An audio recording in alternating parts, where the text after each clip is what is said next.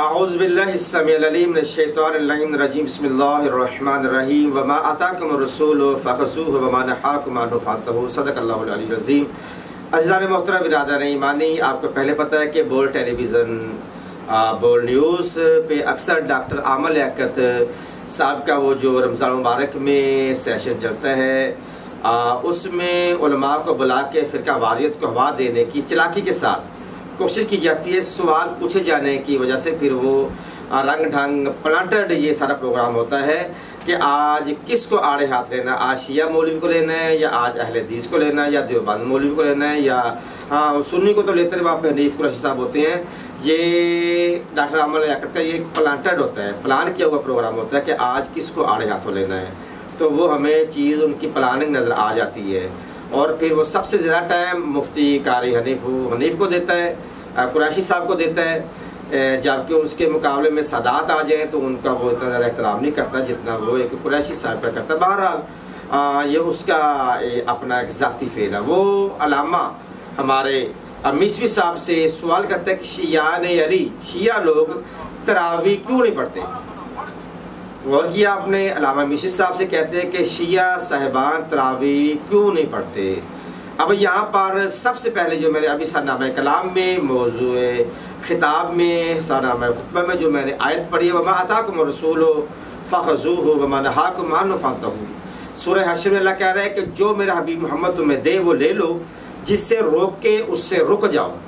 سب سے پہلی بات دلیل یہ ہے کہ یہ نماز تراویح رسول اللہ صلی اللہ علیہ وآلہ وسلم نے ہمیں دی ہی نہیں ہے۔ کوئی بھی مائی کا لال یہ نہیں دکھا سکتا کہ رسول پاک نے باجماعت تراویح 8، 16 یا 20 پڑھائی ہوں یا خود پڑھی ہوں، نہیں ملے گا۔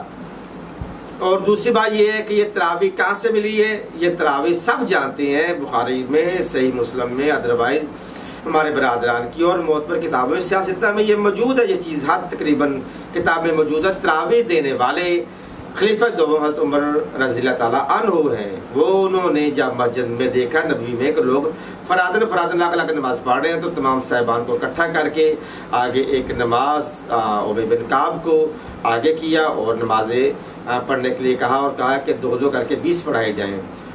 باقی مسلمانوں کو نماز پڑھنے پہ لگا دیا۔ کوئی بھی کتاب پھٹی سے پھٹی یہ ثابت نہیں کرتی کہ خلیفہ دوم نے خود نماز پڑھی۔ اچھا، خلیفہ دوم کے ساتھ اس وقت موجود کون تھے؟ عبد الرحمن بن عوف بھی تھے۔ آپ کو عبد الرحمن بن عوف کی بھی باجماعت تراویح پڑھنی میرے خیال میں جہاں تک میرا مطالعہ ہے، اور بلکہ میں چلے کر رہا ہوں، آپ عبد الرحمن بن عوف کی بھی نماز تراویح نہیں دکھا سکتے۔ اس کے بعد حضرت عثمان کے دور میں پڑھی جاتی رہی، کچھ علماء کہتے نہیں پڑھی جاتی، مگر پھر میں چیلنج کے ساتھ کہہ رہا ہوں کہ مولا امیر کائنات علی بن ابی طالب جو باب العلم ہے، جس سے جو سب سے زیادہ اصحاب پیغمبر میں عالم ہے، سب سے زیادہ جاننے والے ہیں، عبداللہ بن مسعود اور عبداللہ بن عباس کہتے ہیں کہ ہمارا علم اور تمام تر صحابہ کا علم علی کے علم کے مقابلے میں ایسے ہے جیسے سمندر کے مقابلے میں پانی کا قطرہ۔ ثابت کرے کہ مولا علی نے اپنے دور خلافت میں تراویح پڑھی ہو یا پڑھائی ہو یا پڑھنے کا اہتمام کیا ہو۔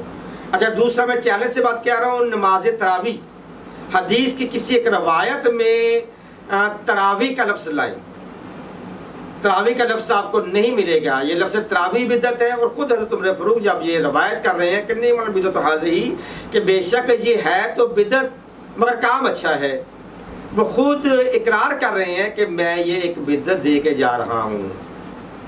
تو اس لیے ہم پہ اعتراض ہوتا ہے کہ آپ کیوں لیتے ہیں؟ یہی تو بابا روایات ہے، رسول ہمیں دی نہیں، اللہ اور رسول کا حکم نہیں ہے۔ قیام اللیل وہ ایک نفلی عبادت ہے، وہ اس سے ہٹ کر ہے، وہ نماز تہجد کہہ لے، نماز شب کہہ لے، وہ نماز تراویح نہیں ہے۔ تراویح نکلا تراوت سے، یعنی کہ راحت لینے سے، یعنی 2 نمازیں پڑھی، 2 رکعتیں پڑھی، تھوڑا سا آرام کیا، ریسٹ کیا، پھر 2 پڑھی، آرام کیا، ریسٹ کیا، یہ تراحت سے آیا ہے۔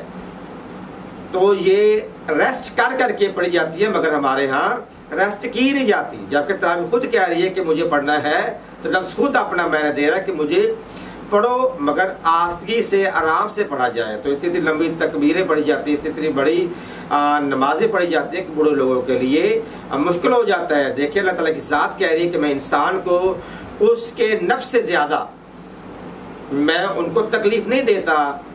تو یہ ایک عقلی تقاضا ہے کہ 17 گھنٹے کا 16-17 گھنٹے کا ایک روزہ پیاس اور بھوک برداشت کی جائے. اس میں بچے بھی ہیں، بوڑھے بھی ہیں، نوجوان بھی ہیں، بیمار جن کے تھوڑے سے بیمار پہ روزہ نہیں، تھوڑے سے کمزور ہیں وہ بھی رکھ رہے ہیں.